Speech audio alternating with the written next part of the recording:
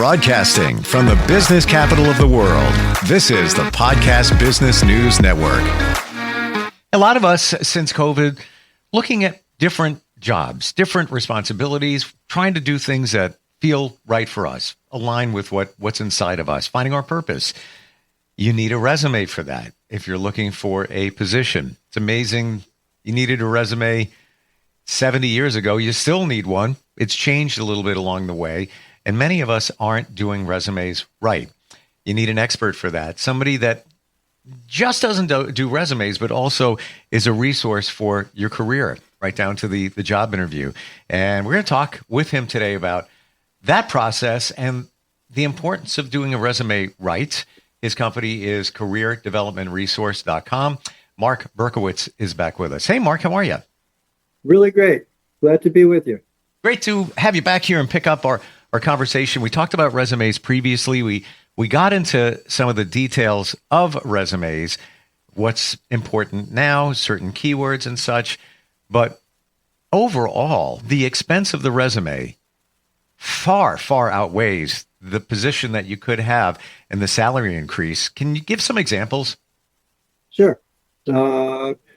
Let's see. A while back, did a resume for middle-aged woman, receptionist, administrative assistant, and her comment as we began the process was, "Jeepers, do you think anybody even be willing to pay me like $20,000?" And this is probably about year 2000 or so.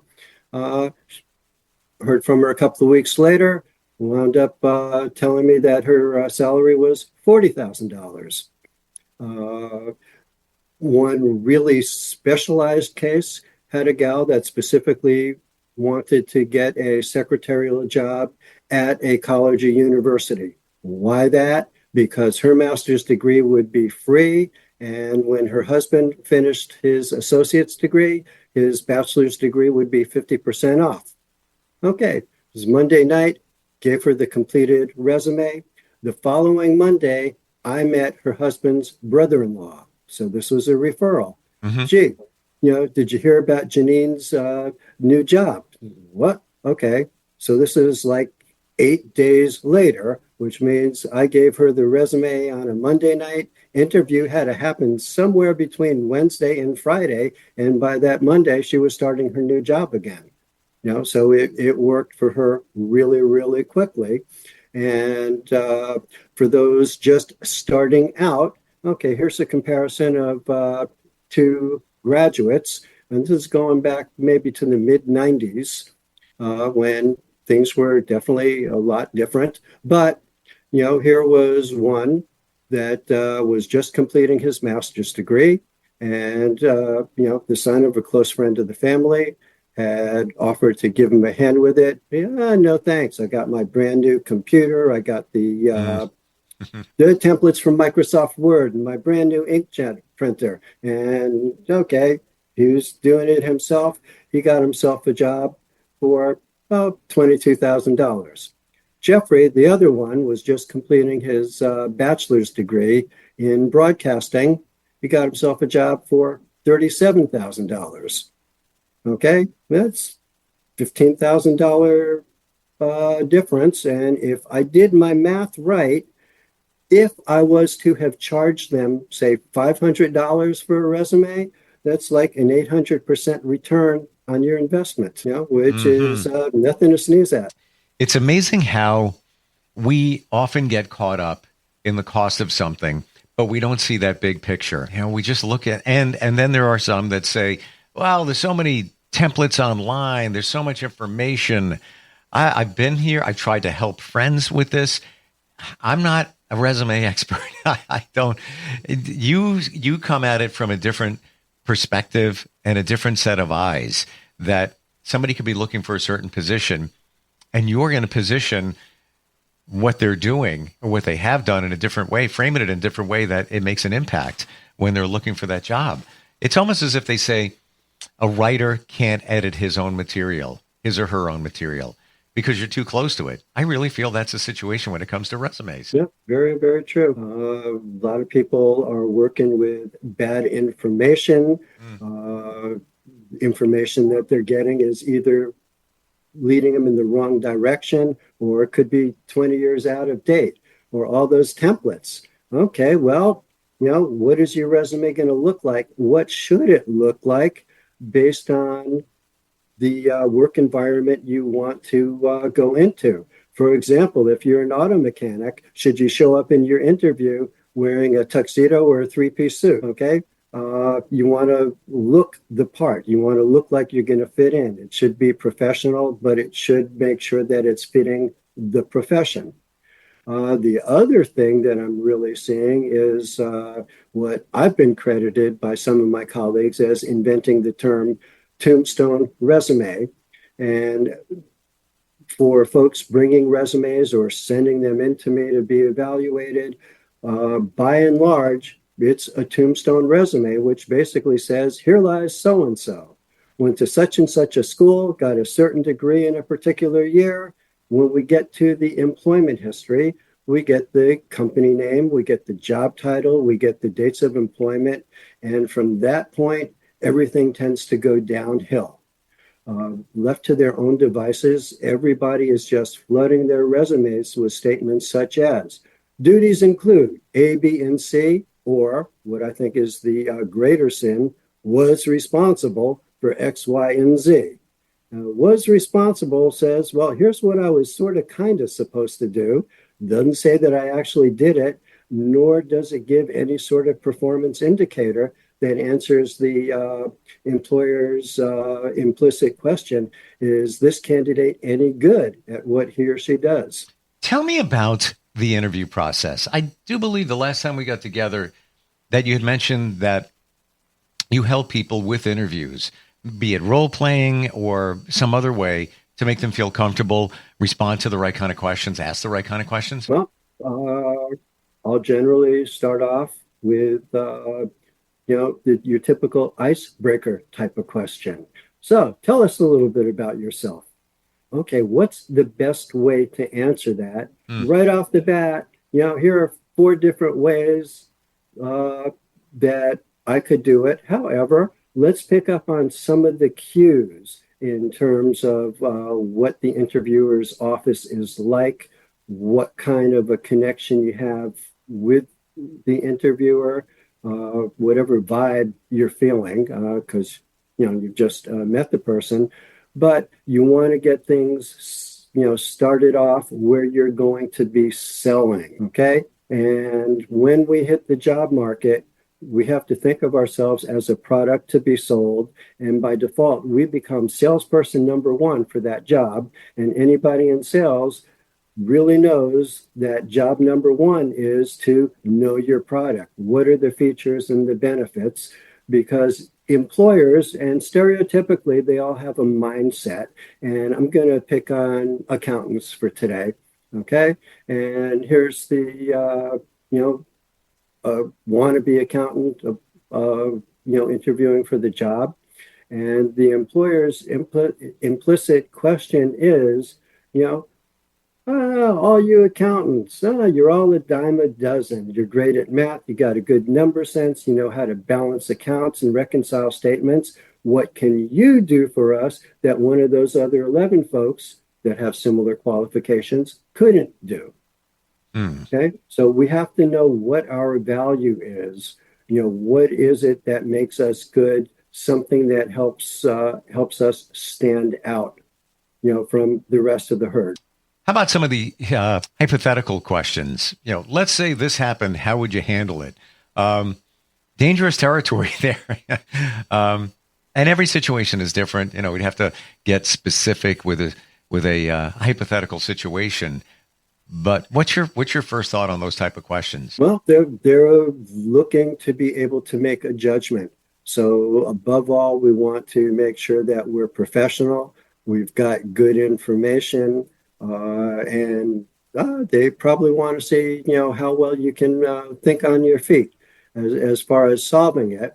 However, it gets back to what's the vibe of the room. Make a value decision in terms of, are we going to answer things in terms of warm and fuzzies, how how me as the job-seeking candidate feels about a particular situation, or am I better off, sticking to just the facts, ma'am, type of thing, giving the hard numbers, because that really helps develop a connection. And again, the more comfortable the interviewer is with the candidate, the more that they're going to realize that this person would be a good fit for the organization. Are there some tips that you can offer, Mark? More, even just general tips. Let's say, take a moment and pause. You don't have to answer right away. A lot of us feel, let me get that out of there. Let me say something quick. The pause can be very powerful. That's my feeling. Any other thoughts there during the interview, body language, things like that? Well, you want to look like you're interested. I never coach people to totally mimic the interviewer, but here are things to pick up on. If that interviewer is leaning forward, it's showing that there's interest. And if you are sort of modeling that behavior by yourself, leaning forward a little bit, it shows that you're also interested in what's going on. Sure. Uh, That's a great tip, by the way. I remember that one from way back, but that one never gets old. It's so true. No, and I'm not hearing a lot of people talking about it. Here are questions, or there are books out there that great answers to tough interview questions, and you have things totally programmed. Well, number one, the interview isn't an interrogation; it's a meeting with a purpose, but it's a two-way meeting. One of the things that a lot of people just don't get around to is the questions that the candidate should ask, because usually there's an opportunity at the end. Sure. And the kind of question that put front and center, what our critical thinking is all about. What kind of questions are we showing? The other thing is, let's take an opportunity to try the job on for size. Okay, no matter how fancy the job is, or it's got a really great paycheck and great benefits and whatever, it might not be the right job for each and every candidate going for that position. So let's ask some of the kinds of questions that will, in essence, give the candidate a chance to try on the job for size, such as, finding out what has happened with the most recent incumbent, considering that maybe this isn't a newly created job, but was this person fired? Did the person quit? Were they promoted? Things of that nature. It gives you a better feel for what's going on within the organization. If I was, starting this job, what would you feel would be, my major goal, within the first 5 weeks or so? Get a sense of where their priorities are. But it also shows that you're interested in. Also, want to make sure that we've done a little bit of homework to know something a little bit about the company, because the kind of question that you definitely do not want to ask is, oh, by the way, what kind of product does ABC Corp manufacture? Which shows, hey, you know nothing about this company. You're Sure. just here looking for a paycheck. Those are great tips. And I'm thinking even deeper here. When you research the company, research the person that's going to be interviewing you. If you can, if you know who it's going to be, let's say the owner, you could learn so much, even on social media. Do a little bit of Googling. For example, let's say you love dogs. You have 3 dogs. You really love. Then you go on, you find out, wow, they have 2 dogs. Obviously, they love them. Maybe in the conversation, it comes up, excuse me, they may say, maybe ask you a question about your personal life. Yeah, well, I have 4 dogs. I love my dog. You have dogs? And now you start a dialogue where you've hit some common ground. It doesn't have to be about pets, but I think you know where I'm going with that. Yeah, it could be about pets. It could be about sports. It could be about hobbies. It could be about music. Sure. Just about anything. And frequently you'll find something in the office that'll give you a clue as to what this interviewer is all about or what they're into. That's a really great point. You want to develop a connection with them. That's Thank you. That was the word I was looking for. Connection.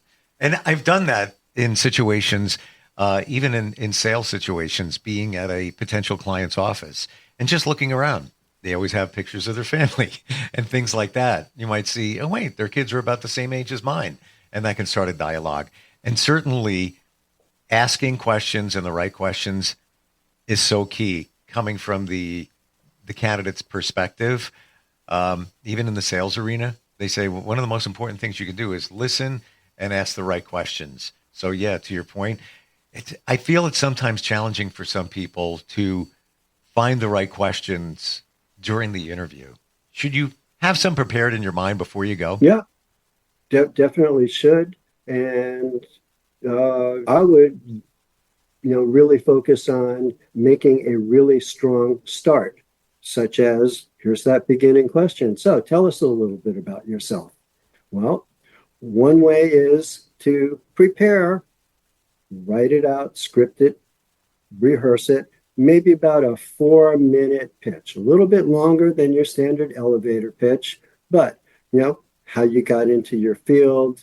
If you're a recent graduate, maybe how you selected your major, types of things that you've done that are relevant to what you know about the job description, and tie it up with a nice, neat bow. And that pretty much brings me to exactly why we're here. Because of A, B, C, and D, I feel that I'm a really good fit for this position. Okay. Another way of handling it. So tell us a little bit about yourselves. Gee, I'd really love to. Where would you like me to begin? Which puts the ball right back into the interviewer's court. And now we can find out what it is that they're interested in. Do they really want to know what merit badges you earned back in scouting? Okay, or which performance or athletic teams you participated in school? Or, well, within my work history, I've done a little bit of this, a little bit of that, a little bit of the other thing. Which of these would you like to hear about in more detail right now? That's a great way to position it, because now you put it back on them. Now you have a reference point. And you already knew what you were going to be doing, and you know what the key selling points are, because anytime that you are telling a story, guess who the hero of that story is? And hero, yeah, is definitely an appropriate word.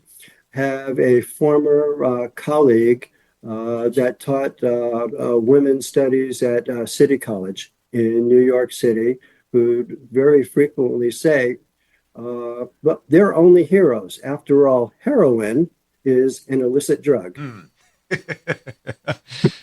There's so much to consider, but you don't want to be completely planned and scripted.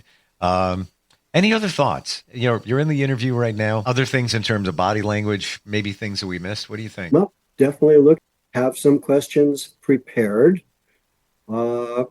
Pick up on, verbal cues, body language cues, and these are all things that can be learned fairly quickly. Sure. And fairly easily. But above all, make sure that we are set. Okay, what's the benefit of having me on your team? How do we have instances where we've thought out of the box? Young woman that I worked with a number of years ago had herself a part-time job in an upscale ice cream shop, and power outage in that little strip mall. Well, she was really quick to call a number of people and be able to take some of these 10-gallon tubs of upscale ice cream and get them into residential freezers. Otherwise, wow, the owner probably would have lost tens of thousands of dollars of stuff. Now, what does that have to do with being an accountant or a marketing job or what have you? But, here's the crisis, fast thinking, solved it, and, as happy an ending as could have been expected.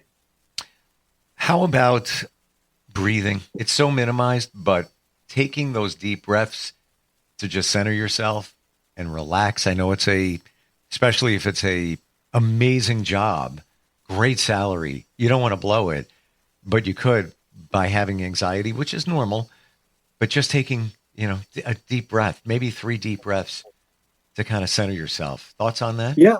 Number one is recognize that it's a two-way meeting rather than an interrogation, and they're going to want to sell the job to the candidate just as much as the candidate wants to sell himself or herself to the interviewer. So right there, it's more of an even footing rather than the interviewer has all the power. And when they ask, I have to answer, okay, because it really isn't an interrogation. And when we learn that, we're now more with the even playing field. It definitely helps to be more relaxed. Sometimes I find that I almost have to fill the role of what I see as an acting coach. Okay. Oh, do you remember when you told me that your cat Fluffy died? How upset you were? Well, in this next scene, I want to see that same kind of crocodile tears. Had a candidate that was just finishing her master's in social work, had been doing an internship working with hospitalized kids of school age. And okay, we get a little bit of prep for her interview. So tell me a little bit about yourself. Well, I just graduated with my MSW from such and such a school, but I've been spending most of my time working in the family restaurant. And I mean, you could see the body language just totally sagging. Yeah. Okay. So, you've been working with these kids. What happens if you don't get the job? Well, somebody else is going to get that job. Do you think that they're going to care as much about these kids as you do? And no, they probably won't because they don't know them. They've just met them. And it was based on the fact that the kids were going to miss out on having her there working with them that gave her the motivation to sell herself. Because let's face it, some of us just really have not been born, with the selling bone in the body. Very true. People the strategies how to do it. Yes. And we have to get rid of what usually it's not polite to brag. It's rude to pat yourself on the back. It's impolite to toot your own horn. But if we don't do it for ourselves, who's going to do it for us? And I look at the resume as being a blueprint for the interview because I want to have particular things on there, such as credited by regional manager for the ability to consistently, whatever, work with the type enhancements to make certain things jump off the literally the page. Hit the reader in the eyeball, because I pretty much want to lead the interviewer by the nose into asking the kinds of questions that give my client the opportunity to brag about things, in which case, we already know that this question is coming, we're prepared for it. But, to make sure that they're able to sell, that we have taken something that went well and either quantified it, support it with the numbers, or qualified it. Okay. Well, how do you qualify something? The fact that somebody likes the job that you did. So you were commended for something. You got an attaboy, pat on the back type of thing for doing, whatever that might have been. We can do that without, using names, in which case you need permission to have that person's name on your resume, but just refer to them based on their job title. Every piece of advice you have is worth times 10. It's so important, right down to not just the resume, but the interview. So valuable. You've only get one chance at some of these jobs. You want to make the right impression and do it right. The website, careerdevelopmentresource.com. Start that conversation. Mark, you know your stuff. You really do. Decades of experience, so many jobs that you help people get. Even just these interview tips, it's bringing back memories, and I'm learning so much here. And I totally appreciate you being on the show today. No, glad to have been here and hope people were listening because each and every one of these tips is definitely worth it. Again, as we said, many of us look at the financial part of having a resume created, job counseling and all of that. Think of what's at stake, your salary, your livelihood, maybe the job that's going to make you feel so fantastic moving your life forward. Looking forward next time we get a chance to talk, Mark. Okay. Looking forward to seeing you soon. We'll be right back.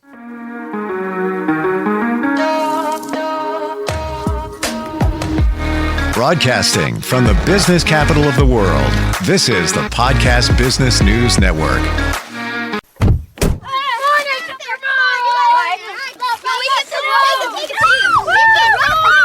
They'll challenge your authority. Seatbelt on. They'll try to break your will. They'll push you to the edge of your sanity. Because that's what kids do. But this car is your territory, not theirs. Defend it. Who makes the payments? Who cleans it? Who drives it? You do. That's who. And in here, your word is law. So when you say you won't move until everyone's buckled up, you won't budge an inch. Until you hear that click. Never give up until they buckle up. A message from the National Highway Traffic Safety Administration and the Ad Council. For more information, visit safercar.gov/kidsbuckleup.